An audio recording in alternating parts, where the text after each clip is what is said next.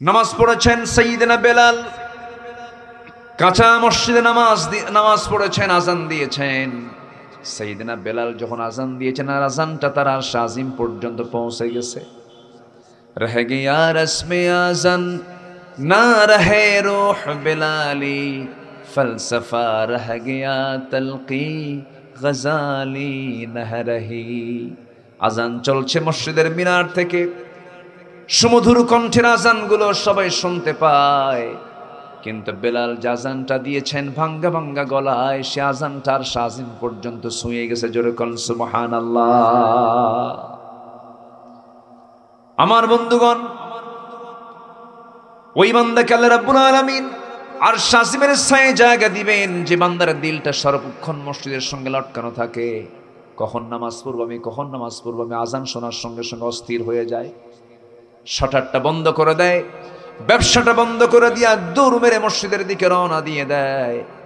আমার বন্ধুগণ, যে ব্যক্তি নামাজের জন্য অস্থির হয়ে যাবে, আল্লাহ রাব্বুল আলামিন তাকে মেহমানদারি করবে, না আরশ আজিমের মেহমান বানাবেন। জোরে কোন সুবহানাল্লাহ। এদিকে কোরআন বলতেছে সফলতা কার জন্য, কোন ব্যক্তি সফল? আল্লাহ রাব্বুল আলামিন বলেন, قد أفلح من تزكى وذكر اسم ربه فصلى بل تؤثرون الحياة الدنيا والآخرة خير وأبقى إن هذا لفي الصحف الأولى صحف إبراهيم وموسى। জোরে বলুন আল্লাহু আকবার। সূরাতুল আ'লা আমি 13, 14, 15 এই কয়েকটা আয়াতে কারিমা আমি তেলাওয়াত করেছি। সফলকে আল্লাহ পাক সূরা আলার ভিতরে 3টা কাজের কথা বলেছেন। কয়টা কাজের কথা বলেছেন? 3টা কাজ। নাম্বার 1 হচ্ছে মান তাযাক্কা, যে ব্যক্তি সংশোধন হলো। কি হলো? আমরা মাহফিল আসছি কিসের জন্য বলেন? সংশোধন হওয়ার জন্য। যে ব্যক্তি সংশোধন হলো, কিসের সংশোধন? আত্মসংশোধন যে করলো, নফসকে যে শুদ্ধ করলো। নফসের ক্যান্সার আছে না নাই বলেন তো? দেহের ক্যান্সার যেরকম আছে, নফসেরও কি আছে? ক্যান্সার আছে। এই ক্যান্সারগুলোকে যদি আমরা নফস থেকে যদি সরাইয়া দিতে পারি, নফসটা পরিশুদ্ধ হয়ে যাবে, এই নফসটাই জান্নাতে চলে যাবে। আল্লাহ রাব্বুল আলামিন বলছেন, ওয়া আম্মা মান খাফা মাকাম রাব্বুহু ওয়া নাহান নাফসা আনিল হাওয়া ফাইন্নাল জান্নাতা হিয়াল মাওয়া ওয়া আম্মা মান খাফা মাকাম রাব্বিহি ওয়া নাহান নাফসা আনিল হাওয়া ফাইন্নাল জান্নাতা হিয়াল মাওয়া। জোরে বলুন আল্লাহু আকবার। যে ব্যক্তির দিলের মাকামে আল্লাহর ভয়টা জাগ্রত হয়ে যাবে, যে ব্যক্তি আল্লাহকে ভয় করবে, যার মাকামে আল্লাহর ভয়টা ইস্তেকামাত হয়ে যাবে, তার ঠিকানা কোথাও নয়, তার ঠিকানা হয়ে যাবে জান্নাতে মাওয়া। জোরে বলি সুবহানাল্লাহ। একটু কান লাগাবেন। 1 নাম্বার কাজ হলো আমরা নফসের শুদ্ধতা নিয়ে আসব। নফসের শুদ্ধতা মানে হলো জান্নাত নিশ্চিত হয়ে যাওয়া। আল্লাহ আরেক জায়গায় বলছেন, قد أفلح من زكاها وقد خاب من دساها। জোরে বলুন আল্লাহু আকবার। ওই ব্যক্তি সফল যে ব্যক্তি নফসের ট্রিটমেন্ট করতে পেরেছে। হারাম আসে, হারামকে লালন করে না, অবৈধ আসে, অবৈধকে লালন করে না। অনেক অবৈধ প্রস্তাব আসে, সে বলে আমি কাকে ভয় করি বলেন? আসতে বলবেন না, কাকে ভয় করি? আল্লাহকে ভয় করি। আমার বন্ধুগণ, আত্মসংশোধন করার জন্য আল্লাহ রাব্বুল আলামিন কোরআনে কারীমের ভিতরে 10টা পন্থা তুলে ধরেছেন। এর মধ্যে আমি 2টার কথা বলেছি কেবল। 1 নম্বর হচ্ছে আত্মসংশোধন, তাসকিয়াতুন নফস নিয়ে আসা। নাম্বার 2 হলো আল্লাহর জিকির করা। কার জিকির করা বলেন? বলেন কার জিকির করা? এক জায়গায় না সব জায়গায়? এক জায়গায় না সব জায়গায়? সব জায়গায়। আমার ভাইয়েরা, নাম্বার 3 হলো খাঁটি দিলে তওবা করা। যে ব্যক্তি তওবার মতো তওবা করতে পারবে, মহান রব্বুল আলামিন ওই বান্দাকে সকল গুনাহ মাফ করে তার জন্য জান্নাত বরাদ্দ করে দিবেন। জোরে বলি সুবহানাল্লাহ। আত-তাইবু মিনায-যামবি কামান লা যামবা লাহ। যার তওবা কবুল হয়ে যায়, আল্লাহ তার জীবনে কোনো গুনাহ, আগের জীবনের কোনো গুনাহ রাখেন না, আল্লাহ পাক তাকে মাসুম করে তাকে জান্নাত দিয়ে দেন। সম্মানিত ভাইয়েরা, নাম্বার 3 হচ্ছে দিল থেকে তওবা করা। কি করা বলেন? তওবা করা। কার কাছে? আসতে বলবেন না, কার কাছে? আল্লাহর কাছে। বলুন তো, বাবার 4টা ছেলে, এক বাবার 4টা ছেলে, এর মধ্যে যদি 3টা ছেলেই ভালো, কিন্তু একটা ছিল খুব দুষ্ট, একটু নেশা করে, দুষ্টমি করে, ওই বাবার সবসময় বেশি নজর কারটার দিকে থাকে বলেন তো? কোন সন্তানের দিকে থাকে? ওই 3টার দিকে না ওই একটার দিকে? একটার দিকে। কেন? ওই দুষ্ট সন্তানের দিকে সবসময় নজর থাকে। আল্লাহ তুমি ওকে ভালো করে দাও, ওকে সত্যের পথে আসার তৌফিক দিয়ে দাও। বারবার বাপ চোখের পানি ফেলে ফেলে কান্দে। একজন বাবা যেমন একাধিক সন্তানের ভিতরে সবচেয়ে দুষ্ট সন্তানকে নিয়ে যেমন বাবা পেরেশান সর্বক্ষণ থাকেন, তেমনি বান্দাদের মধ্যে যে বান্দা সবচেয়ে বড় দুষ্ট, যে বেনামাজি, যে আল্লাহর শুকরিয়া আদায় করে না, আল্লাহ মনে মনে চিন্তা করেন ওই বান্দা কখন আমারে ডাকবে, ওই বান্দা যদি আমার দিকে 1 পা আগায় আমি তার দিকে 10 পা আগায় যাব, ও যদি আমার দিকে হেঁটে হেঁটে আসে আমি তার দিকে দৌড়ায় দৌড়ায় যাব। আল্লাহ বলছেন বান্দারে তুই আমার কাছে চলে আসবি, আমার দিকে ফিরে আসবি, তুই কি জানিস তোর গুনাহ যত বড় আমার রহমত তার চেয়ে বেশি বড়, আমি তোকে মাফ করে জান্নাত দিয়ে দেব। কার কথা? কার কথা? আল্লাহ রাব্বুল আলামিন সুন্দর করে বলছেন নিজের জীবনকে সংশোধন করে নাও, তওবা করে খাঁটি দিল আমার কাছে ফিরে আসো। ইয়া আইয়ুহাল্লাযীনা আমানু তুবু ইলাল্লাহি তাওবাতান নাসুহা আসা রাব্বুকুম আন ইউকাফিরা আনকুম সাইয়্যাতিকুম ওয়া ইউদখিলাকুম জান্নাতিন তাজরি মিন তাহতিহাল আনহার। জোরে বলুন আল্লাহু আকবার। তুমি বান্দা আমার কাছে তওবা করো, তওবার মতো তওবা যদি করতে পারো আমি তোমাকে স্থায়ী জান্নাত দিয়ে দেব। তওবা আছে যার, ক্ষমা আছে তার, তওবা নাই যার, ক্ষমা নাই তার। আমার রাসূল বলেন ও আমার সাহাবীরা তোমরা তওবা করো, কারণ আমি রাসূল সারা দিনে 100 বারেরও বেশি বার তওবা করি। নবীর জীবনে কোনো গুনাহ ছিল না, কিন্তু সর্বক্ষণ তিনি তওবার উপরেই থাকতেন, ইস্তেগফারের উপরে থাকতেন। বান্দার দায়িত্ব হলো আল্লাহর সামনে ইস্তেগফার করা। ফাসাব্বিহ বিহামদি রাব্বিকা ওয়াস্তাগফিরহু ইন্নাহু কানা তাওয়াবা। জোরে বলুন আল্লাহু আকবার। তওবা করব কার কাছে? আসতে বলবেন না, কার কাছে? চুরি করেছি আল্লাহ জীবনের চুরি করব না, ডাকাতি করেছি আর জীবনে আল্লাহ ডাকাতি করব না, মানুষের হক নষ্ট করেছি আল্লাহ জীবনে আর নষ্ট করব না, আল্লাহ নামাজ কাজা করেছি আর জীবনে নামাজ কাজা করব না। এরকম যদি কোনো বান্দা খাঁটি মনে আল্লাহর পথে ফিরে আসে, আল্লাহ রাব্বুল আলামিন বলেন ওয়াল্লাযীনা জাহাদু ফীনা লানাহদিয়ান্নাহুম সুবুলানা। যে ব্যক্তি আমার পথে আসার জন্য চেষ্টা করে আমি তার জন্য একটা রাস্তা না অসংখ্য রাস্তা বের করে দেই। কার কথা? সাবিল এক বচন, সুবুল বহু বচন। আমি তার জন্য এক রাস্তা নয় অসংখ্য রাস্তা আমি তার জন্য বের করে দিই। শর্ত হলো যমজ যে ভাই বোন জন্ম নিয়েছে সে তাকে বিয়ে করতে পারবে না, কিন্তু কাবিল বলল না আমি আমার বোনকে বিয়ে করব, আমি আমার বোনকে বিয়ে করব। চূড়ান্ত সিদ্ধান্ত নিয়ে ফেলেছে কাবিল। হাবিল বলে ফেললো না না আমি এই কাজটা করতে দেব না, এত বড় অন্যায় কাজ কখনো হতে দেওয়া যাবে না। পথের কাঁটা মনে করে কাবিল হাবিলকে খুন করে ফেলল। এই পৃথিবীর প্রথম খুন হলো নারীকে পাওয়ার জন্য, পৃথিবীর খুন হলো পার্থিব এই লোভের জন্য, প্রথম মার্ডারটা হয়ে গেল। আমার বন্ধুগণ, আজ পর্যন্ত যত খুন হয় এবং খুন হবে সমস্ত খুনের একটা গুনার অংশ ওই কাবিলের আমল নামায় চলে যাবে, কারণ সে সিলসিলা জারি করেছে। কি কথা কি বুঝতেছেন আপনারা? সিলসিলা জারি করেছে। আমার বন্ধুগণ, ওই যে শরিয়া আদম আলাইহিস সালামের সময় যে শরিয়াটা ছিল আমার নবীর সময় সেই শরিয়াই ছিল, শুধু পদ্ধতি একটু ভিন্ন হয়ে গেছে, তবে কালিমা কিন্তু সবার এক। আদমের কালিমা হলো লা ইলাহা ইল্লাল্লাহু আদামু সাফিয়ুল্লাহ, লা ইলাহা ইল্লাল্লাহু ইব্রাহিমু খলিলুল্লাহ, লা ইলাহা ইল্লাল্লাহু মুসা কালিমুল্লাহ, লা ইলাহা ইল্লাল্লাহু ঈসা রূহুল্লাহ। জবান খুলে বলুন লা ইলাহা ইল্লাল্লাহু মুহাম্মাদুর রাসূলুল্লাহ সাল্লাল্লাহু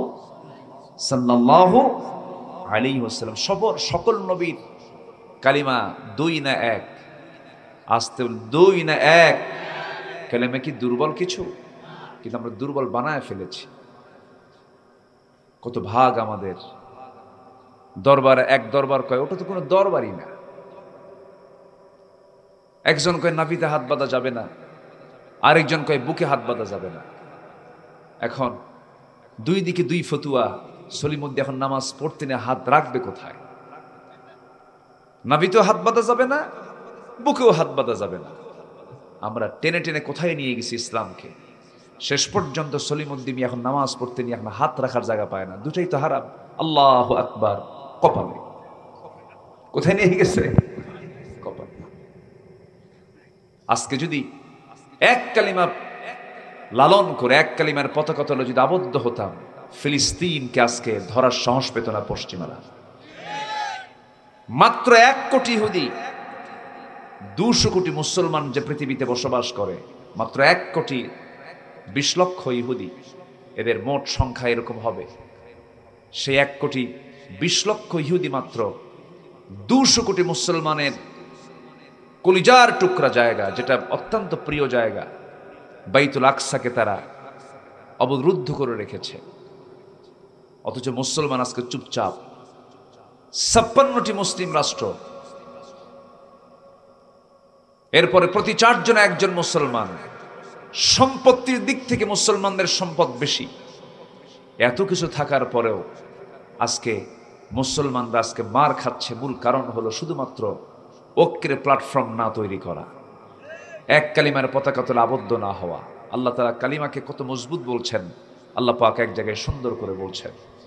আল্লাহ রাব্বুল আলামিন বলেন, আলম তারা কাইফা দারাবাল্লাহু মাসালান কালিমাতান তাইয়িবাতান কাশাজারাতিন তাইয়িবাহ আসলুহা সাবিতুন ওয়া ফারউহা ফিস সামা। জোরে বলুন আল্লাহু আকবার।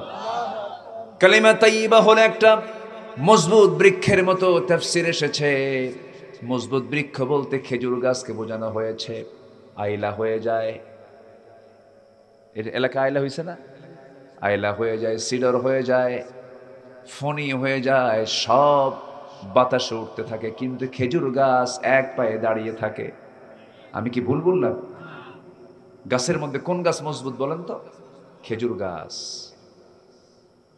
খেজুর গাছের ডালপালাও বিস্তৃত, আবার গোড়াটাও প্রচুর শক্ত। কালিমা তাইয়্যিবার ভিতটা হলো প্রচুর বিস্তৃত, মজবুত। আল্লাহ রাব্বুল আলামিন বলছেন, সেই কালিমাকে লালন করো, সেই কালিমাকে বুকে ধারণ করে তোমরা সামনের দিকে এগিয়ে চলো। তোমরা যদি 20 জন ইমানদার হতে পারো, তোমরা 200 জনকে তোমরা হারায়া দিতে পারবা। জোরে কোন সুবহানাল্লাহ। ইয়াকুম মিনকুম 20 সাবিরুন ইয়াগলিবু মিআতাইন। জোরে বলুন আল্লাহু আকবার। তোমরা যদি 20 জন ধৈর্যশীল ইমানদার হও, 200 জনকে তোমরা হারায়া দিবা। আমাদের দেশের জনসংখ্যা হলো 20 কোটি, পার্শ্ববর্তী দেশে আছে হলো 200 কোটি। বলেন তো আয়াতের সাথে সংখ্যার মিল আছে না? আজ থেকে মিল আছে না নাই বলেন? ওরা আমাদের প্রিয় জায়গা মসজিদকে ভেঙে টুকরা টুকরা করছে। আমরা কোনো মন্দিরে আঘাত করেছি? মন্দিরে আঘাত করেছি? আমার দেশের কোনো হিন্দুর বাড়িতে আমরা আক্রমণ করেছি? ইসলাম এগুলো মানা করে দিয়েছে।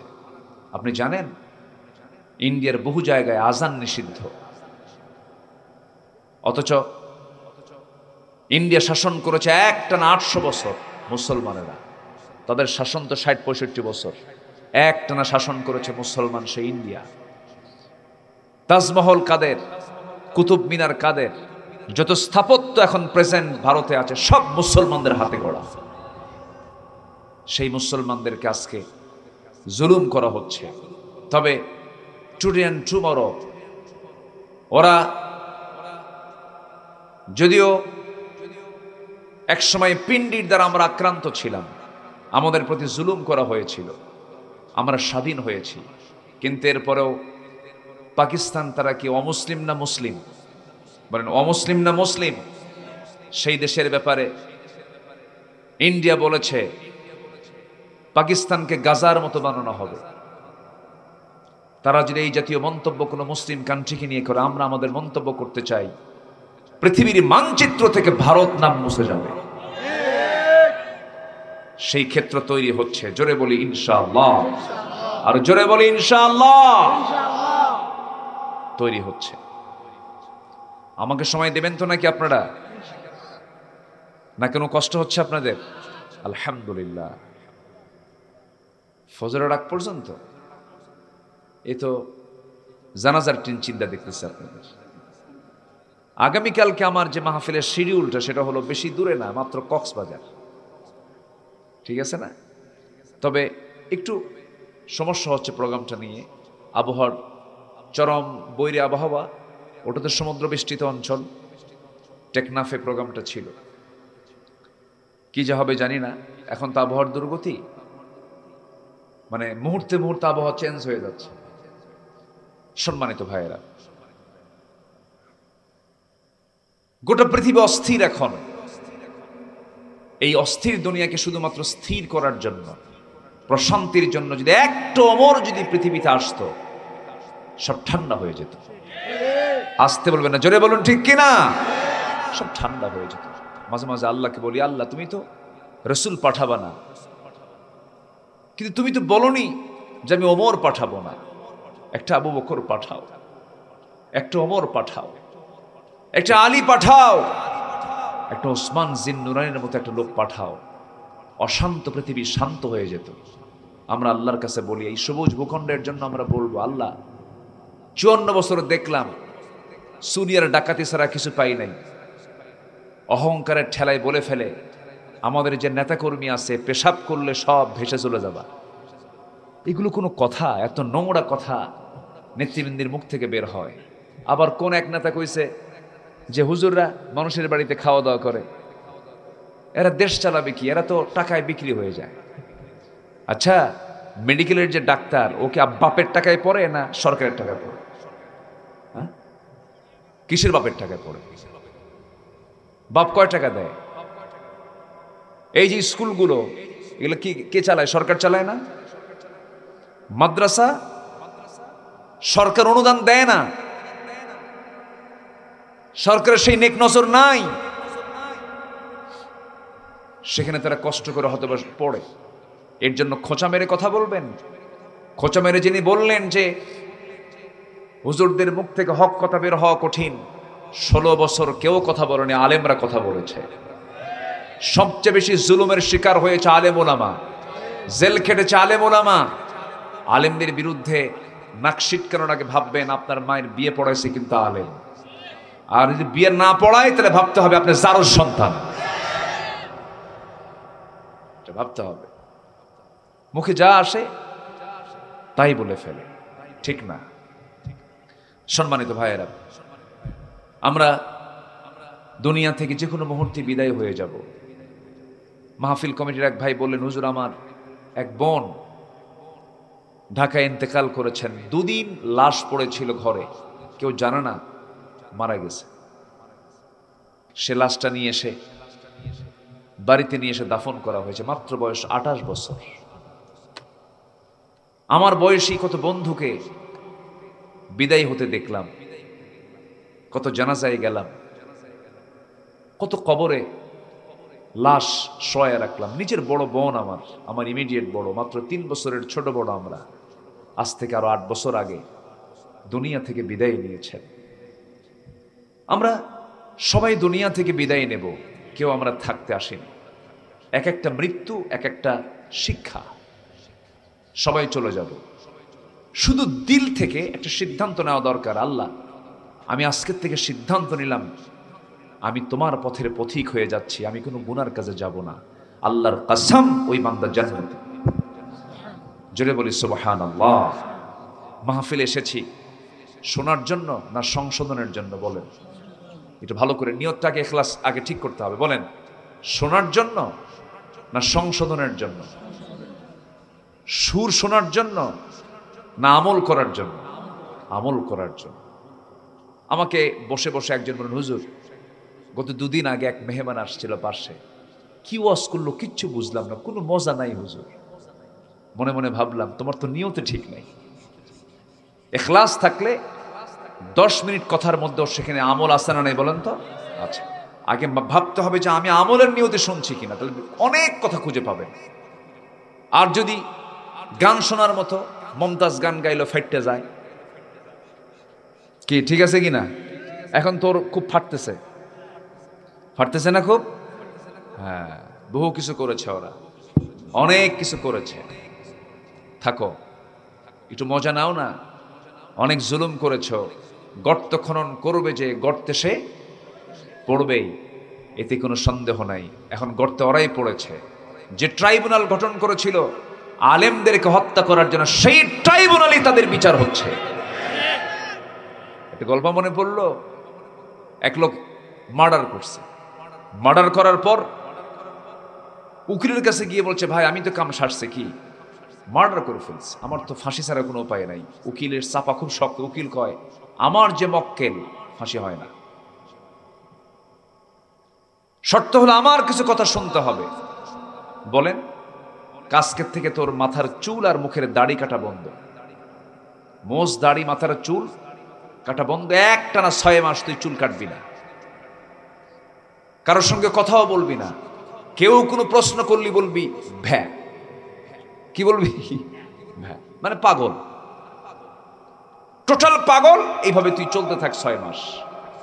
আচ্ছা, শুরু করলাম।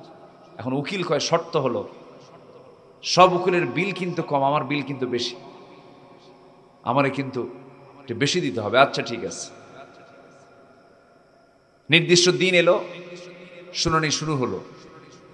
উকিল প্রশ্ন করে, তুমি কি এই অস্ত্র দিয়া অমুকের সামনে খুন করনি? ভ্যা। যত প্রশ্ন, সব প্রশ্নের জবাব কি? ভ্যা। মাথার চুলও বড়, মোছও বড়, পাগলা সাগলা।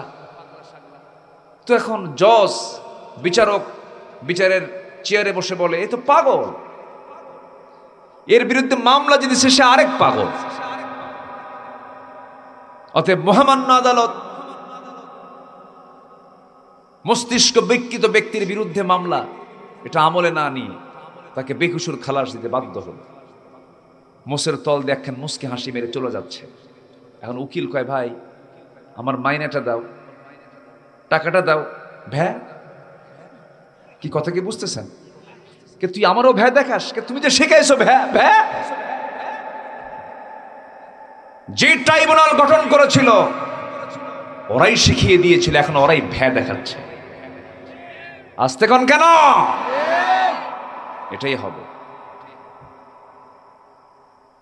রাগ করতেছেন নাকি আপনারা? অনেক কিছু করেছে, কত লোকের চোখের পানি পড়েছে। একটা দুইটা লাশ তারা ফেলে নাই। আল্লামা সাইদির হত্যার রায় হলো, এই সাতক্ষীরাটা শহীদের ময়দান বানিয়েছিল। কি কত জীবন দিয়েছে আলেমদের জন্য। আল্লাহ তুমি সাতক্ষীরাকে কবুল করো, জোরে বলি আল্লাহুম্মা আমিন।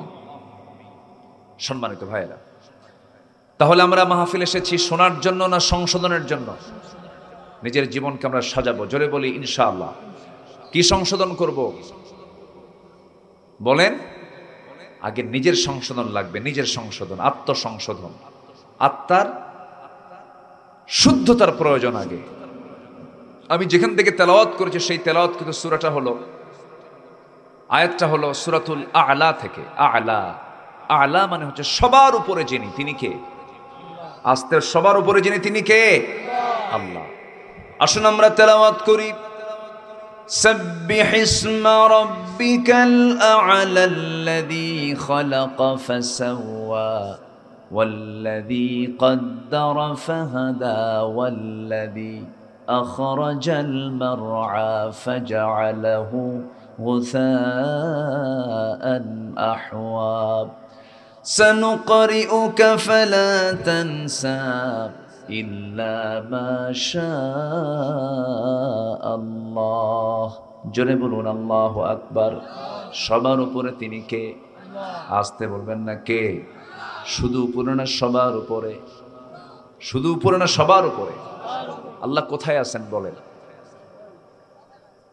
হ্যাঁ, ডানে, বামে, নিচে না উপরে?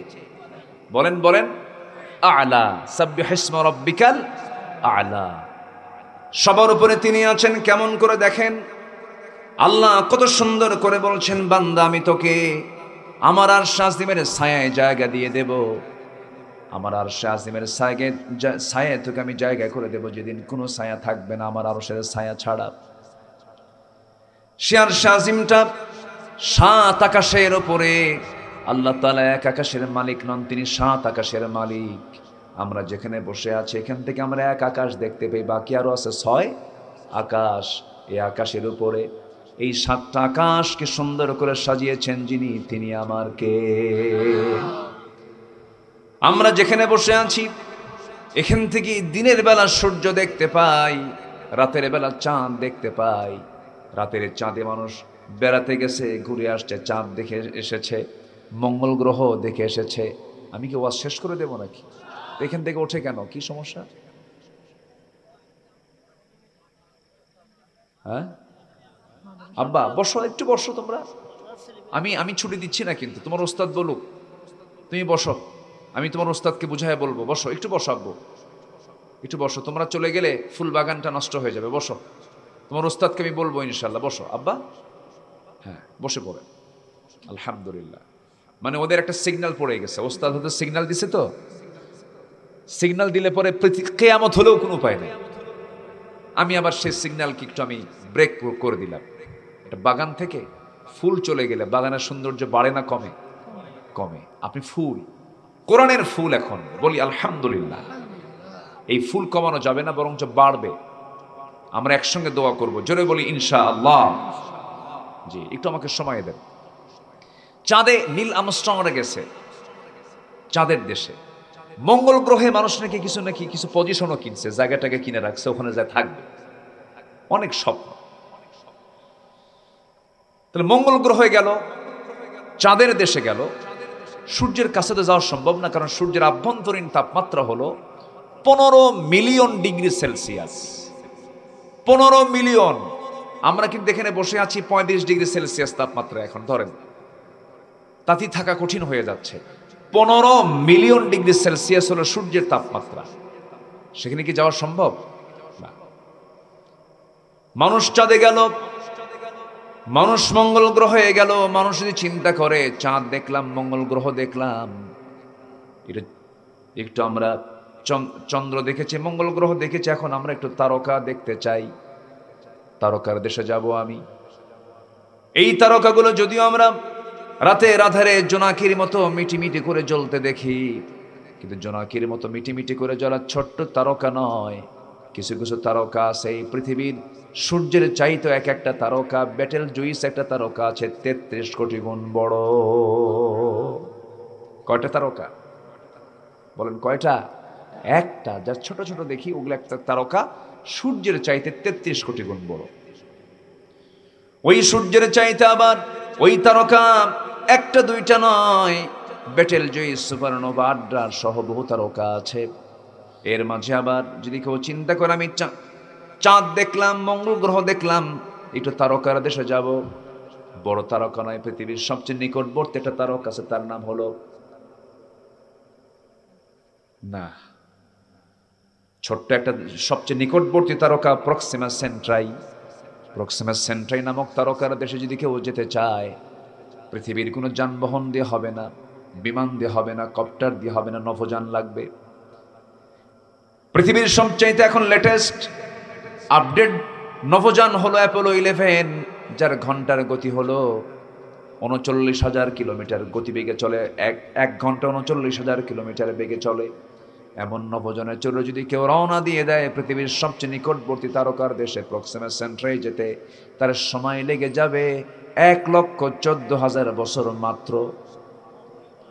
যাবেন কারা কারা? হাত তোলেন।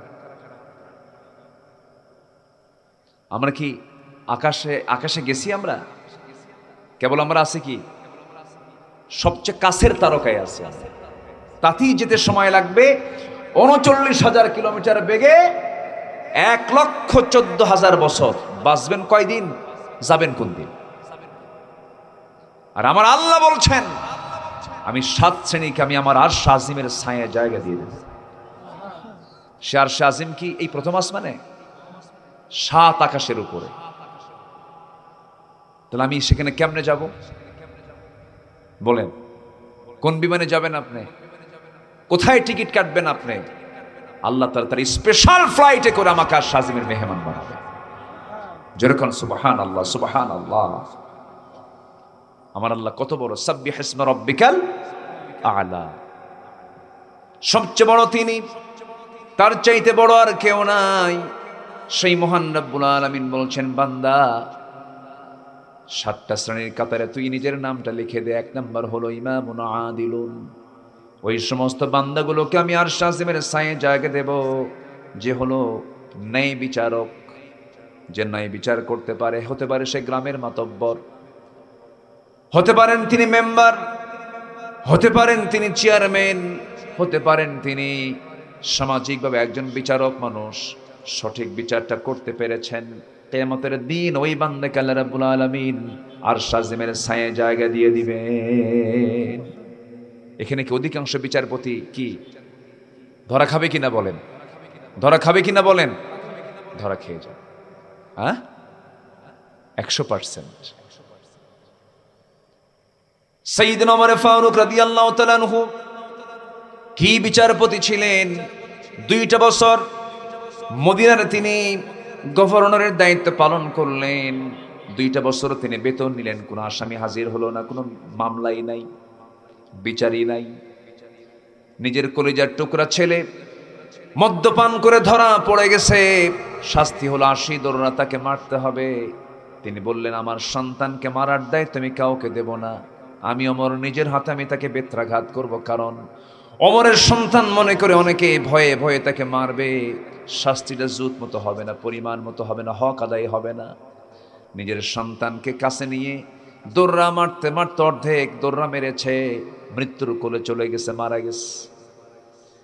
বাকিটা পূরণ করে কবরের সহায় দিয়েছেন ওমর ফারুক রাদিয়াল্লাহু তাআলা আনহু। কারণ ইন্নাল্লাহা ইয়া'মুরুকুম আন তু'আদ্দুল আমানাতি ইলা আহলিহা ওয়া ইযা হাকামতুম বাইনান নাসি আন তাহকুমু বিল আদল ইন্নাল্লাহা নি'ম্মা ইয়া'ইযুকুম বিহ।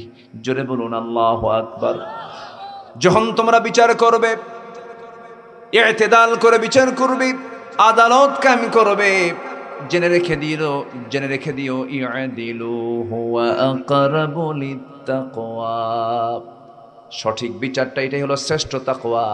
যার সঠিক বিচারে থাকবে আল্লাহ রাব্বুল আলামিন তাকে 1 নাম্বার তালিকায় নিয়ে তাদের আরশ আজিমের ছায়ায় জায়গা দিয়ে দিবেন। যেরকম সুবহানাল্লাহ। একটা রাষ্ট্রের যতগুলো কল্যাণের দিক আছে এর মধ্যে 1 নাম্বার কল্যাণের দিক হলো সেই দেশের সকল বিচার হবে, আদালত হবে ন্যায় এবং ইনসাফের ভিত্তিতে। তা কি আছে আমার দেশে? আচ্ছা, তা কি আছে আমার দেশে? ছিল না, কখনোই ছিল না। সামনে কি হবে আল্লাহই জানে। সম্মানিত ভাইয়েরা, নাম্বার 2 হলো ওই সমস্ত বান্দাকে আল্লাহ রাব্বুল আলামিন আরশ আজিমের ছায়ায় জায়গা দিবেন। রাজুলুন কলবুহু মুআল্লাকুম বিল মাসাজিদ, যার দিলটা সর্বক্ষণ মসজিদের সঙ্গে লটকানো থাকে। আজান হবে কখন, মসজিদে যাব কখন, আমার দেশে এখন মসজিদ বেশি না মুসল্লি বেশি? আসতে কয়, মসজিদ বেশি না মুসল্লি বেশি? মসজিদই বেশি। এক গ্রামের ভিতরে, গ্রামের এক সাইডে মসজিদ একটা, আরেক পাশে আরেকটা মসজিদ, মাঝখানে আরেকটা মসজিদ বানানো।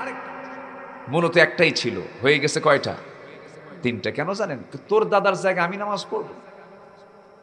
আমার দাদা নাই, আমার বাবার সম্পদ নাই, আরেকটা বানায় নিল। মুসল্লি ফজরের সময় খুঁজে পাওয়া যায় তিনজন।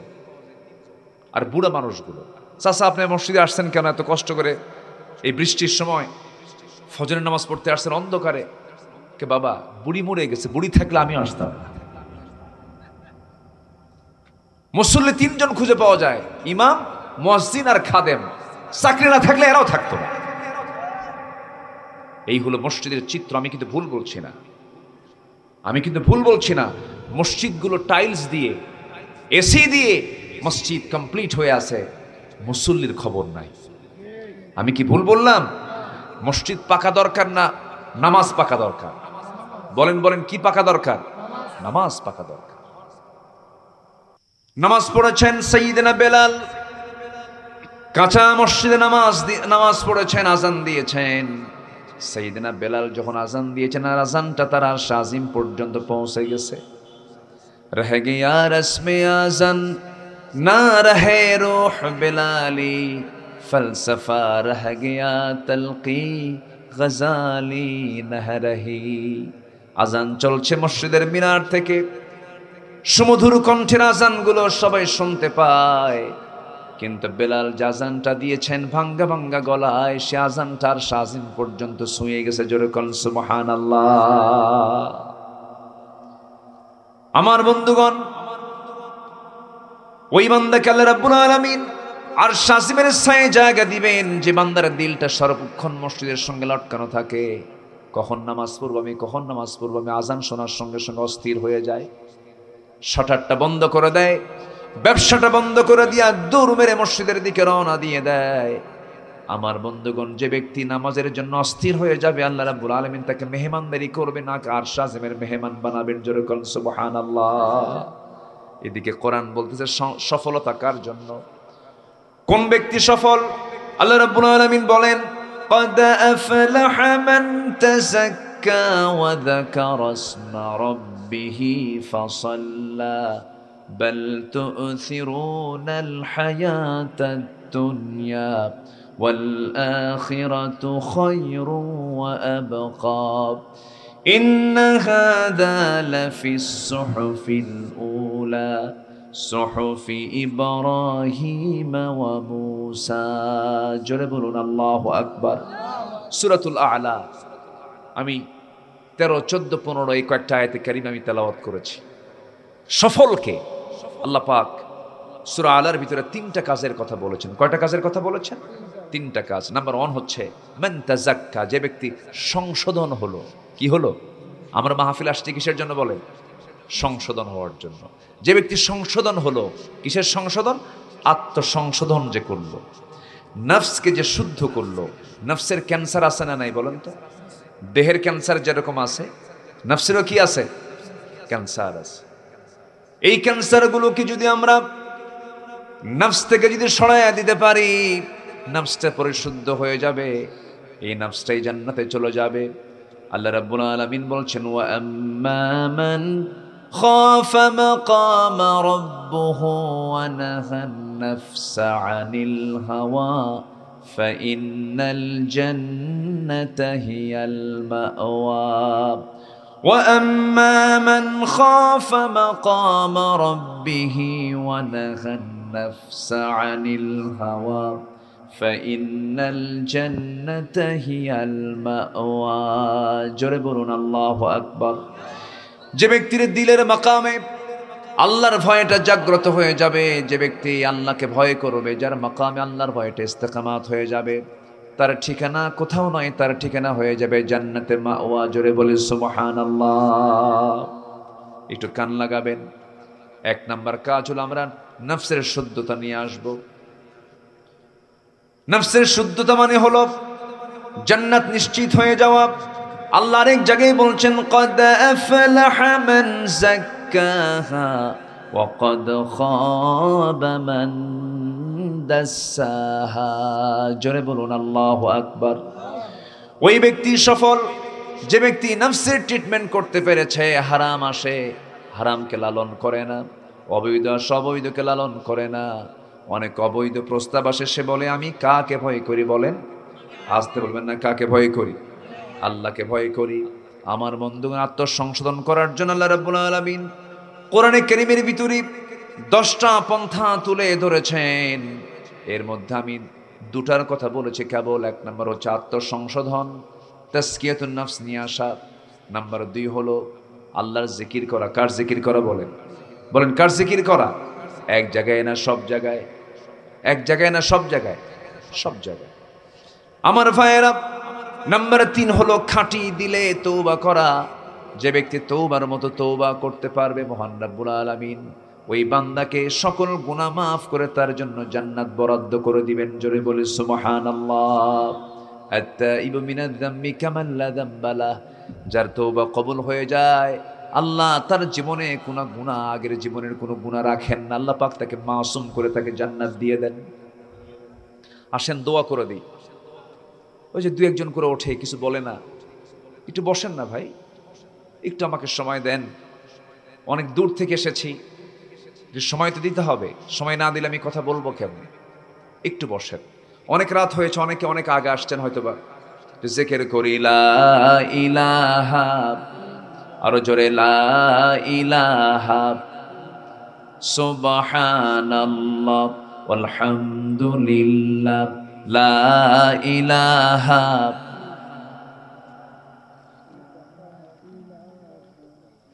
আরো জোরে লা ইলাহা। আসমানে আল্লাহ, জমিনে আল্লাহ, আসমানে আল্লাহ, জমিনে আল্লাহ, হায়াতে আল্লাহ, মৌতে আল্লাহ, লা ইলাহা।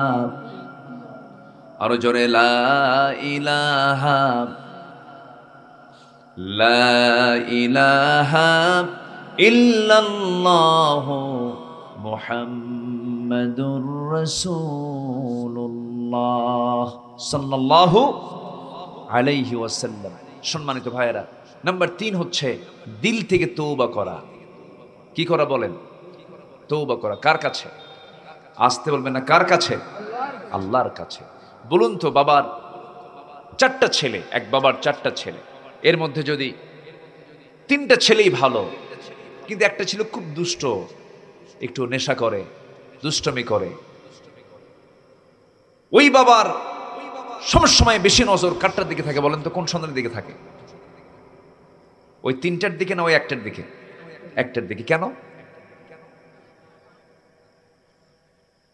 ওই দুষ্ট সন্তানের দিকে সবসময় নজর থাকে। আল্লাহ তুমি ওকে ভালো করে দাও, ওকে সত্যের পথে আসার তৌফিক দিয়ে দাও। বারবার বাপ চোখের পানি ফেলে ফেলে কান্দে। একজন বাবা যেমন একাধিক সন্তানের ভিতরে সবচেয়ে দুষ্ট সন্তানকে নিয়ে যেমন বাবা পেরেশান সর্বক্ষণ থাকেন, তেমনি বান্দাদের মধ্যে যে বান্দা সবচেয়ে বড় দুষ্ট, যে বেনামাজি, যে আল্লাহর শুকরিয়া আদায় করে না, আল্লাহ মনে মনে চিন্তা করেন ওই বান্দা কখন আমারে ডাকবে। ওই বান্দা যদি আমার দিকে 1 পা আগায়, আমি তার দিকে 10 পা আগায় যাব। ও যদি আমার দিকে হেঁটে হেঁটে আসে, আমি তার দিকে দৌড়ায় দৌড়ায় যাব। আল্লাহ বলছেন, বান্দারে তুই আমার কাছে চলে আসবি, আমার দিকে ফিরে আসবি। তুই কি জানিস তোর গুনাহ যত বড়, আমার রহমত তার চেয়ে বেশি বড়। আমি তোকে মাফ করে জান্নাত দিয়ে দেব। কার কথা? কার কথা? আল্লাহ রাব্বুল আলামিন সুন্দর করে বলছেন, নিজের জীবনকে সংশোধন করে নাও, তওবা করে খাঁটি দিল আমার কাছে ফিরে আসো। ইয়া আইয়ুহাল্লাযীনা আমানু তুবু ইলাল্লাহি তাওবাতান নাসুহা আসা রাব্বুকুম আন ইউকাফিরা আনকুম সাইয়্যাতিকুম ওয়া ইউদখিলাকুম জান্নাতিন তাজরি মিন তাহতিহাল আনহার। জোরে বলুন আল্লাহু আকবার। তুমি বান্দা আমার কাছে তওবা করো, তওবার মতো তওবা যদি করতে পারো আমি তোমাকে স্থায়ী জান্নাত দিয়ে দেব। তওবা আছে যার, ক্ষমা আছে তার, তওবা নাই যার, ক্ষমা নাই তার। আমার রাসূল বলেন, ও আমার সাহাবীরা তোমরা তওবা করো, কারণ আমি রাসূল সারাদিন 100 বারেরও বেশি বার তওবা করি। নবীর জীবনে কোনো গুনাহ ছিল না, কিন্তু সর্বক্ষণ তিনি তওবার উপরেই থাকতেন, ইস্তেগফারের উপরে থাকতেন। বান্দার দায়িত্ব হলো আল্লাহর সামনে ইস্তেগফার করা। ফাসাব্বিহ বিহামদি রাব্বিকা ওয়াস্তাগফিরহু ইন্নাহু কানা তাওয়াবা। জোরে বলুন আল্লাহু আকবার। তওবা করব কার কাছে? আসতে বলবেন না, কার কাছে? চুরি করেছি আল্লাহ জীবনে আর চুরি করব না। ডাকাতি করেছি আর জীবনে আল্লাহ ডাকাতি করব না। মানুষের হক নষ্ট করেছি আল্লাহ জীবনে আর নষ্ট করব না। আল্লাহ নামাজ কাজা করেছে আর জীবনে নামাজ কাজা করব না। এরকম যদি কোনো বান্দা খাঁটি মনে আল্লাহর পথে ফিরে আসে, আল্লাহ রাব্বুল আলামিন বলেন, ওয়াল্লাযীনা জাহাদু ফীনা লানাহদিয়ান্নাহুম সুবুলানা। যে ব্যক্তি আমার পথে আসার জন্য চেষ্টা করে আমি তার জন্য একটা রাস্তা না অসংখ্য রাস্তা বের করে দেই। কার কথা? সাবিল এক বচন, সুবুল বহু বচন। আমি তার জন্য এক রাস্তা নয় অসংখ্য রাস্তা আমি তার জন্য বের করে দিই। কিন্তু শর্ত হলো কার পথে ঢুকতে হবে? কার পথে? আল্লাহর পথে। ইয়া আইয়াতুহান নাফসুল মুতমাইন্নাতু ইরজিই ইলা রাব্বিকি রাদিয়াতাম মারদিয়াহ ফাদখুলি ফি ইবাদি ওয়াদখুলি জান্নাতি। আমার বান্দা হও, আমার জান্নাতে প্রবেশ করো, কেউ তোমাকে বাধা দেবে না। ছোট্ট একটি ইতিহাস মনে পড়ে গেল। কোন এক সাহাবী, নবীর সময়ের ঘটনা, মহিলা সাহাবী নবীর সামনে গিয়ে হাওমা করে কাঁদতেছিলেন। মায়েরা কি মাহফিল আসছে? আছে মায়েরা মাহফিল আছে? হ্যাঁ। এক মহিলা সাহাবী নবীর কাছে এসে কান্দে, হুজুর বড় ভুল করে ফেলেছি। কি ভুল করেছে বলো? হুজুর আমি এমন একটা অপরাধ করে ফেলেছি, দুনিয়ার জীবনে আমার বেঁচে থাকার কোনো অধিকার নাই, আমাকে আমার উপরে হত্যা চাপায়া দেন, আমার উপরে আপনার আইনটা কার্যকর করে দেন। কি করেছে বলো? আমি জেনা করে ফেলেছি। রাসূল বলেন, না তুমি জেনা করো নাই। হুজুর আমি জেনা করেছি। না তুমি করো নাই। 3টি বার রাসূল মানা করলেন, কারণ জেনার জন্য সাক্ষী লাগবে 4 জন। কয়জন লাগবে বলেন? 4 জন সাক্ষী লাগবে, কিন্তু সেই জায়গায় তো কেউ দেখে নাই তাকে, তিনি একাই নিজেই রাজসাক্ষী হয়ে আসছেন। রাসূল বলেন, না তুমি জেনা করো নাই। মহিলা বলছে, হুজুর আপনি আমাকে যতই বাঁচানোর চেষ্টা করুন না কেন, আমি জেনা করেছি, আমি আমার নিজের অপকর্মের জন্য রাজসাক্ষী। আমার নবীজি বললেন, জেনার ফলে কি কোনো পেটে বাচ্চা আসছে নাকি? সন্তান চলে এসেছে, কোনো কথা নাই। সন্তানটা ডেলিভারি না হওয়া পর্যন্ত কোনো আইন কার্যকর করা যাবে না। যাও, চলে যাও। মহিলা বলছে, হুজুর বাঁচবো তার গ্যারান্টি কে? রাসূল বলেন, আমি তোমার জন্য দোয়া করে দিচ্ছি, চলে যাও। মহিলা চলে গেলেন, নিজের বাড়িতে ঢুকলেন, সেজদায় পড়ে পড়ে কাঁদেন, চোখের পানি ফেলে ফেলে কাঁদেন আর তওবা করেন। আমার বন্ধুগণ, আসামি ধরার জন্য পুলিশ লাগলো না, জেলখানার প্রয়োজন হলো না। আসামি নিজেই হাজির হয়েছে, একমাত্র কার ভয়ে? আসতে বলবেন না, কার ভয়? আল্লাহর ভয়ে। আমার ভাইরা, এরপরে কি হলো? রাসূল বাড়িতে পাঠায়া দিলেন। 9টি মাস চলে গেল, সন্তান ডেলিভারি হলো। অনেক লম্বা কথা শর্ট করে বলছি, 2 দিন নয়, 3 দিন নয়, 4 দিন পর নয়, মাত্র একটা দিন পর ওই মহিলা করলেন কি, নবীর সামনে হাজির হয়ে গেলেন। হাজির হয়ে বলছেন, ইয়া রাসূলুল্লাহ, সন্তান তো ডেলিভারি হয়ে গেছে, আপনি আইনটা কার্যকর করে দেন। আমার রাসূল বললেন, ও মহিলার সন্তান তো ডেলিভারি হয়েছে, সন্তানটা জীবিত না মৃত? সন্তান তো জীবিত রেখে এসেছি। রাসূল বলছেন, কোনো কথা নাই, হাউলাইনি কামিলাইন, 2টা বছর তোমাকে দুধ পান করাতেই হবে। মহিলা বলছে, হুজুর বাঁচবো তার গ্যারান্টি? রাসূল বলছেন, আমি তোমার জন্য দোয়া করে দিচ্ছি, কিন্তু সন্তানের হক তো রয়ে গেছে, তোমার দেহের ভিতরে খাবার তোমার দেহের মধ্যে রয়ে গেছে, যাও, চলে যাও। পরাক্রান্ত হৃদয় নিয়ে দ্বিতীয়বারের মতো আবার বাড়িতে ফেরত চলে গেলেন। সন্তানটা ধীরে ধীরে বড় হতে লাগলো। 6 মাসের মাথায় টোটালি সন্তানের বুকের দুধটা বন্ধ করে দিয়েছেন তিনি। দুধটা বন্ধ করে দিয়ে অন্য খাবারের অভ্যাস গড়ে তুলে সন্তানকে 6 মাসের মাথায় তৃতীয়বারের মতো নবীর সামনে হাজির হয়ে বলছেন, ইয়া রাসূলুল্লাহি, আর দেরি করবেন না, এই যে সন্তান আমি নিয়ে এসেছি, আজকে আমার একসঙ্গে নিয়ে এসেছি, সন্তানটাই যে আমার বুকের দুধ ছাড়াও বাঁচতে পারবে, দয়া করে আপনি আমার উপর আজকে আইনটা কার্যকর করে দেন। নবীর চোখে পানি চলে এলো। রাসূল কেঁদে কেঁদে বলছেন, মহিলা, সন্তানটা আমার হাতে তুলে দাও। সন্তানটা রাসূল নিজের হাতে উঠায় নিলেন। উঠায় নিয়ে বলছেন, সাহাবীরা দেখো, এই যে আমার হাতে যে সন্তান দেখতে পেতেছো, এই সন্তানের যে লালন পালনের দায়িত্ব যে বান্দা গ্রহণ করবে, ফাহিয়া ফিল জান্নাতি কাহাতাইন, দুই নখের দূরত্বে আমি এবং সে জান্নাতের মধ্যে অবস্থান করব। কয়েকজন সাহাবী দৌড় মেরে চলে আসলেন, একজনের কোলে সন্তানটা উঠায়া দিলেন। আমার নবীজি বললেন, যাও এই মহিলাকে নিয়ে যাও, উন্মুক্ত মরু প্রান্তরে বুক পর্যন্ত পুঁতে রেখে তাকে পাথর মেরে শেষ করে দাও। যখন পাথর মারা হচ্ছিল, সাইয়েদনা আলী পাথর যখন মারছিলেন, সেই সময় মহিলার শরীর থেকে ফিঙ্কি দিয়ে কয়েক ফোঁটা রক্ত তার হাতে এসে লাগলো। নাসিকা কুঞ্চিত করলেন, নবীর সামনে গিয়ে বলছেন, হুজুর, ওই মহিলাকে যখন আমরা পাথর মারছিলাম, কয়েক ফোঁটা নাপাক রক্ত আমার গায়ে এসে লাগলো। নাসিকা কুঞ্চিত করলেন। রাসূল বলছেন, আলী, কার রক্তকে নাপাক রক্ত বলো, তুমি কি জানো? আমার ওই মহিলা সাহাবীর জীবন দুনিয়া থেকে যাওয়ার পূর্বেই, রক্ত জমিনে স্পর্শ হওয়ার পূর্বে মহান রব্বুল আলামিন তাকে জান্নাতের মেহমান বানায় নিয়েছেন। জোরে বলি সুবহানাল্লাহ। কিসের কারণে? তওবা। বলেন কি? বলেন কি? আরেকটা কারণ সংশোধন। আরেকটা কারণ কি বলেন? সংশোধন। আজকে আসছেন কিসের জন্য? সংশোধনের জন্য। আমি কি আলোচনা চালাবো? হ্যাঁ, না কি করব? 12টা বাজে যে, কোন আপত্তি নাই তো? মাশাআল্লাহ। জি, একটু বসেন। একজন একটু বলে ফেলেন, হুজুর একটু গরম দেন। আবহাওয়া তো গরমই আছে, এটা কোন গরম? একটু হাসিনার নাম না নিলে হয়? এটা ভাইরাস, এটা একটা। আমাদের দেশে এই আলোচনার মধ্যে অতিরঞ্জিত কিছু কিছু কথা বলা হয়। হাসিনা কই গেছে? স্বামীর দেশে গেছে। এটা বাজে কথা। এগুলো কি বাজে কথা না? এগুলো বাজে কথা না? এগুলো বলবেন কেন? রাগে কেন বলবেন? কেন বলবেন রাগে? কয় যে মোদিরও বউ নাই, হাসিনারও স্বামী নাই। এই সমস্ত আজে বাজে কথা বলা ঠিক না। ইমানদারের জবান হবে হচ্ছে দলিল লেখার মতো। দলিল লেখার মতো। দলিল লিখতে নিয়ে কোন লেখক কি ভুল লেখে? ভুল লেখে? ইমানদারের প্রত্যেকটা কথা হবে মেপে মেপে। টার্গেট থাকতে হবে, ওই দল যারা করেছে ওই দলের লোকগুলোকে যদি আমরা ইসলামের দিকে নিয়ে আসতে পারি। গালি দিলেন, লাথি মারলেন, তো ওর মতোই তো আপনি হয়ে গেল।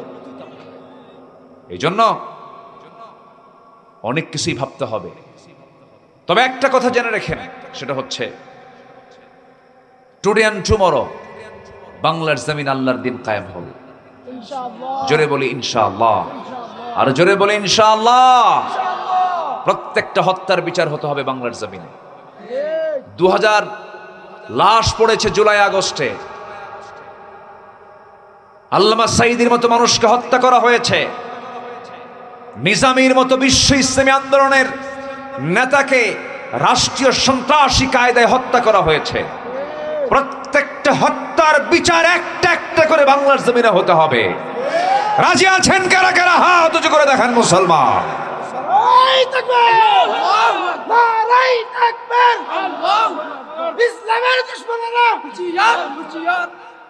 আল্লাহ কবুল করুন। জোরে বলি আমিন। আরো জোরে আমিন।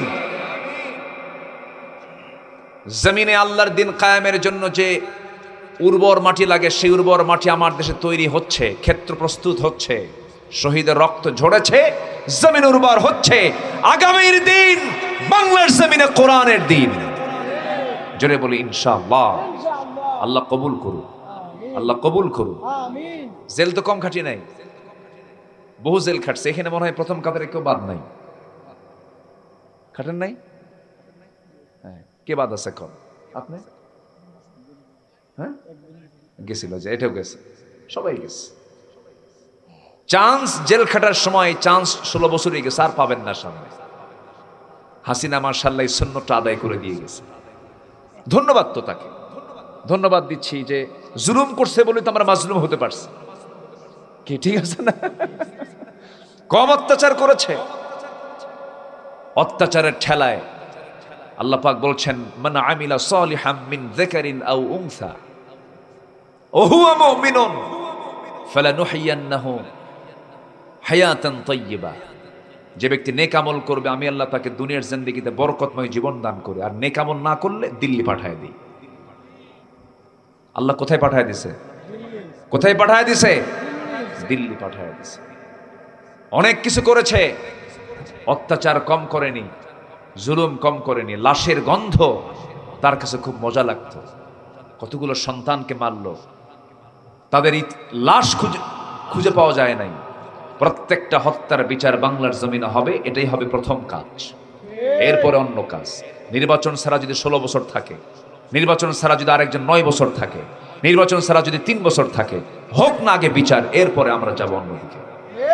ঠিক কিনা? সম্মানিত ভাই, আমরা তওবা করব কার কাছে? তওবা করব কার কাছে? আল্লাহর কাছে। চুরি করেছি আর চুরি করব না। বাম দল করছি, বাম দল বাদ, এখন ডান দল। দল করেছি মানুষের তৈরি করা, আমরা এখন থেকে দল করব কার? আসতে বলবেন না কার?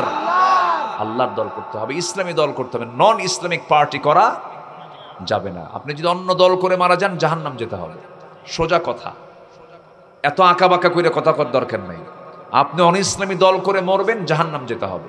আল্লাহ পাক বলছেন ওহুয়া ফিল আখিরাতি মিনাল খাসিরিন। একদম চূড়ান্ত কথা।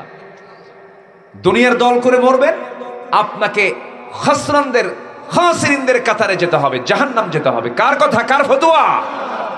আল্লাহর ফতোয়া। রাগ করলেন মনে হয়? রাগ করলেও আমার কিচ্ছু করার না, আমাকে হক কথা বলতে হবে তো। আমার বন্ধুগণ, খাঁটি মনে তওবা করব আমরা।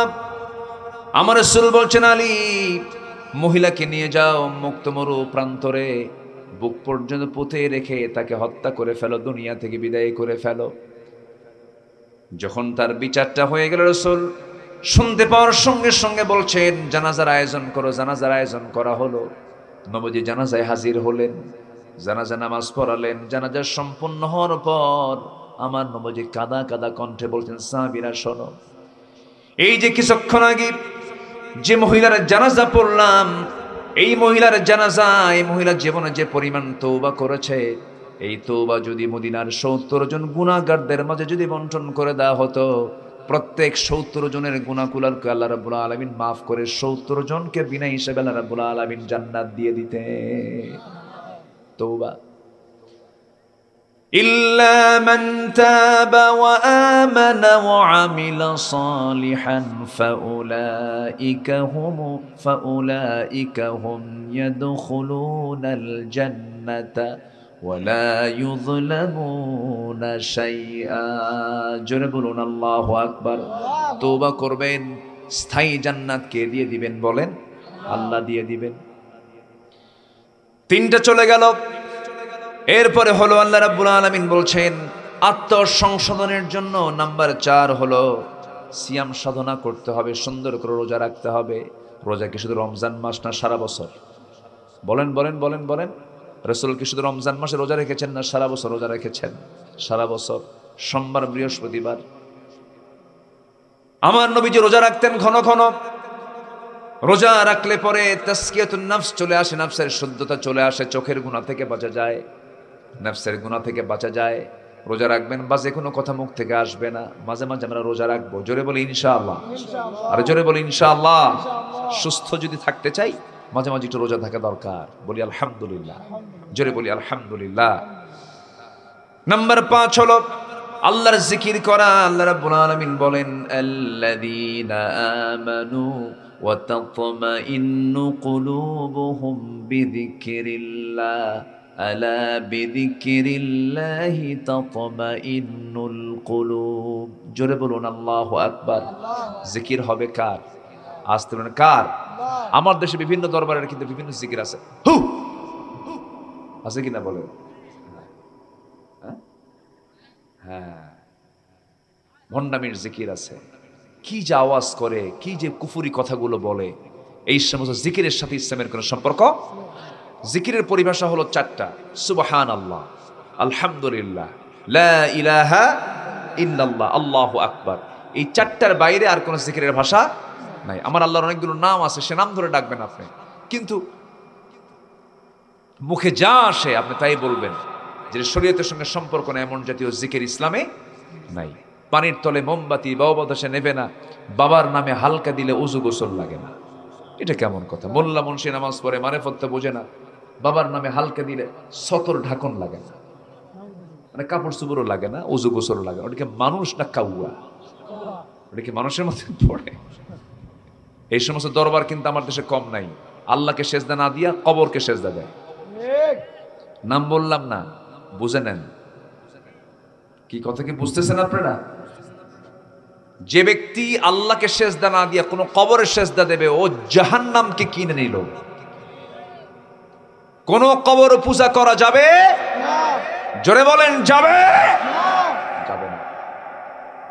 আমার দেশে বহু শরীফ আছে, মাজার শরীফ, মানে শরীফের একটা ভাইরাস আছে আমার দেশে, আছে না? মাজার শরীফ, হ্যাঁ, আর কি দরবার শরীফ, খানকা শরীফ, বহু আছে না? বহু কিছু আছে। আমার নবীজির কবরের নাম কিন্তু মাজার না। কথাগুলো শুনবেন, রাগ করা যাবে না, একটু মনোযোগ দিয়ে শুনবেন। আমার নবীর কবরের সামনে লেখা আছে মাকবারাতুন নবী সাল্লাল্লাহু, এবং আমার নবীজি সালাম শিখিয়েছেন, কোন কবরবাসীকে দেখলে সালাম দিবা কি? আসসালামু আলাইকুম ইয়া আহলাল মাজার। ভালো করে কোন বলেন, ইয়া আহলাল কবর। তাহলে আপনি সালাম দিবেন, তাহলে মাজার দেখে কি বলবেন? আসসালামু আলাইকুম ইয়া আহলাল মাজার। কি আমার কথা কি বুঝতেছেন আপনারা? কথাগুলো কিন্তু বুঝতে হবে। আমার নবীজি সালাম শিখাচ্ছেন, এবং বাকিউল গারকাত, জান্নাতুল বাকি যেটা বলা হয়, এটার নামও মাকবারায়ে বাকি, বাকিউল গারকাত, ওটাও কবরস্থান। তাহলে সাহাবীরা শুয়ে আছে, সেটা কবরস্থান হয়। আমার নবী শুয়ে আছেন, সেটাও কবরস্থান হয়, মাকবারা হয়। আর আমার দেশের কোনো কুত্তাও যদি মরে, যদি কোনো বিশেষভাবে মরে, ওটাও মাজার হয়। বিড়াল সার মাজার, গাধা সার মাজার। আমি কিন্তু ভুল বলতেছি না, আছে না? আছে না?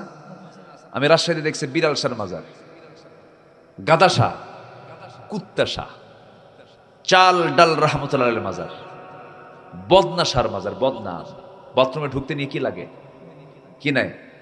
বদনা সার মাজার। এগুলো নোংরামি, এগুলো সম্পূর্ণ নোংরামি। কোন শিরকের কাছে ধারে পাশে যাওয়া যাবে না।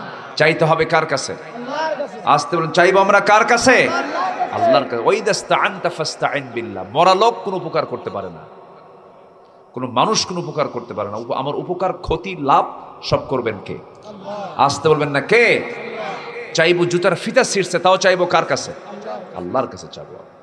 এই বিশ্বাস যেন থাকে। জিকির থাকতে হবে এক সময় না সব সময়। এই জিকিরটা থাকবে এক সময় না সব সময়। জিব্বাটা ভিজায় রাখবো কার জিকির দিয়া? আমার জিব্বাটা ভিজায় রেখেছেন পানি দিয়া কে?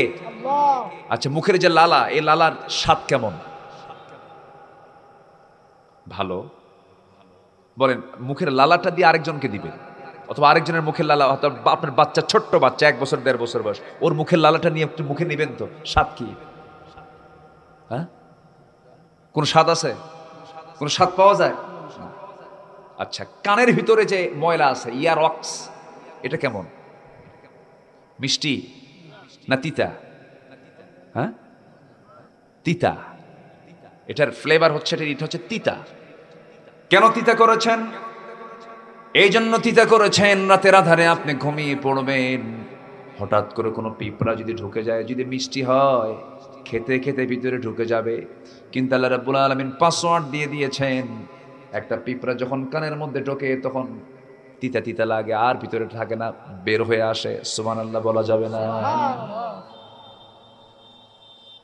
চোখের যে পানি, এই চোখের পানি আল্লাহ রাব্বুল আলামিন কি করেছেন বলুন তো? মিষ্টি করেছেন না নোনতা করেছেন? কি করেছেন? নোনতা করেছেন। কেন নোনতা? এজন্য করেছেন, দুনিয়ার সমস্ত খাল বিলের যে পচা আবর্জনাগুলো সমুদ্রে গিয়ে জমা হয়, সমুদ্রের পানি মিষ্টি নানলো না, লোনার সমস্ত ভাইরাসকে মেরে শেষ করে দেয়। চোখের মধ্যে যত জীবাণু আছে আল্লাহ রাব্বুল আলামিন এই জীবাণুকে ধ্বংস করার জন্য মহান রাব্বুল আলামিন বান্দার চোখের মধ্যে স্থায়ী অয়েন্টমেন্টের ব্যবস্থা নলতা করে দিয়েছেন। জোরে কোন সুবহানাল্লাহ। শুধু চায়না জিনিস বানায় ছেড়ে দেন নাই, এটাকে টিকসই করে দিয়েছেন। মুখের যে লালা দিয়েছেন, এই মুখের লালা এই জন্য দিয়েছেন কারণ বান্দা তুমি কথা বলবে, কথা বলার জন্য জিহ্বাটাকে ভিজা রাখা দরকার। এই যে আমি কথা বলতেছি, মুখ যদি আমার ভিজা না হতো, আমার আওয়াজ 10 মিনিট যেতে না যেতেই বন্ধ হয়ে যেত, আমি কথা বলতে পারতাম না। এই যে লালাটা, এই লালাটার স্বাদ আল্লাহ রাব্বুল আলামিন রাখেন নাই, কোনো স্বাদ নাই, লালার কোনো স্বাদ নাই। কিন্তু কি জন্য রাখেন নাই? যদি এটা যদি স্বাদ হতো, কোনো স্বাদ, কোনো খাবার আপনি স্বাদ পেতেন না, কারণ লালাই তো স্বাদ। লালা যদি স্বাদ হতো, মিষ্টি হতো, কোনো টক বুঝতে পারতেন না, টক বুঝতে পারতেন না, মিষ্টি বুঝতে পারতেন না। এই জন্য আল্লাহ রাব্বুল আলামিন সমস্ত স্বাদকে আস্বাদন করার জন্য প্রত্যেক বান্দার মুখের লালাকে মহান রাব্বুল আলামিন স্বাদহীন করেছেন। সুবহানাল্লাহ বলবেন না? এই লালা দিয়ে আল্লাহ পাক জিহ্বা ভিজায় রাখেন, আর সেই জিহ্বা দিয়ে তুমি গীবত করবা, মিথ্যা কথা বলবা, মিথ্যা সাক্ষী দিবা, জুলুম করবা, অত্যাচার করবে। প্রত্যেকটা পার্টসের বিচার দিতে হবে কার কাছে? হক। প্রত্যেকটা পার্টসের হক এটা আদায় করবেন একটা একটা করে কে? আল্লাহ তাআলা। সব হক তিনি বুঝে নেবেন। এই জন্য মুখের যে জিকির, এটা আমরা সর্বক্ষণ রাখবো। জোরে বলি ইনশাআল্লাহ, আর জোরে বলি ইনশাআল্লাহ। নাম্বার 6 হচ্ছে কোরআনের সঙ্গে আমরা সম্পর্ক রাখবো, কম না বেশি? বলেন, এই কিতাবের সঙ্গে সম্পর্ক কম থাকবে না বেশি হবে? বেশি থাকতে হবে। এর সঙ্গে সম্পর্ক যত বেশি হবে, আল্লাহর সঙ্গে সম্পর্ক তত বেশি হবে। আল্লাহ পাক আমাকে চিঠি দিয়েছেন। কি দিয়েছেন? চিঠি। এটাকে পড়ে ভালো করে রপ্ত করে, এটাকে স্টাডি করে, উত্তর রেডি করে যদি আল্লাহর কাছে যাই, কোরআন আমাকে সুপারিশ করবে, ওই জিকির আমাকে সুপারিশ করবে, ওই রোজা আমাকে সুপারিশ করে জান্নাতের মধ্যে নিয়ে চলে যাবে। জোরে বলি সুবহানাল্লাহ। অতএব কোরআন আমরা পড়বো তো ইনশাআল্লাহ। কোরআন শুনবো বেশি, গান শুনবো। এতক্ষণ ওয়াজ শুনে গান শুনবেন কম, এ তো লক্ষণ খুব খারাপ দেখতেছি। গানের পাশে আশেপাশে যাওয়া যাবে? আজকের মাহফিলে দেখেন যারা অতিথি সবাই কিন্তু মোটামুটি মাশাআল্লাহ আন্তরিক, দ্বীনের প্রতি তারা অত্যন্ত অবিচল, দ্বীনের প্রতি তাদের চূড়ান্ত আস্থা। ভালো মানুষগুলো আমরা মঞ্চে পাচ্ছি এবছর। বিগত 16 বছর দখল করতে করতে কমিটি দখল। মাহফিলের সভাপতি, যে লোকটা সভাপতি, ওই লোকটাই আবার যাত্রা কমিটির সভাপতি। ঠিক কিনা বলেন? দেখেছি আমরা এগুলো। কিন্তু আমরা অনেক পরিবর্তন আমরা লক্ষ্য করছি এবছর। বলি আলহামদুলিল্লাহ। আল্লাহ তুমি সামনের দিনকে তুমি ইসলামের জন্য কবুল করো। জোরে বলি আল্লাহুম্মা আমিন। সম্মানিত ভাইয়েরা, এরপরে নাম্বার 7 হচ্ছে চোখের পানি ফেলতেই হবে। তো চোখের পানি পড়ে না, কার সামনে ফেলবো? আরো জোরে বলেন।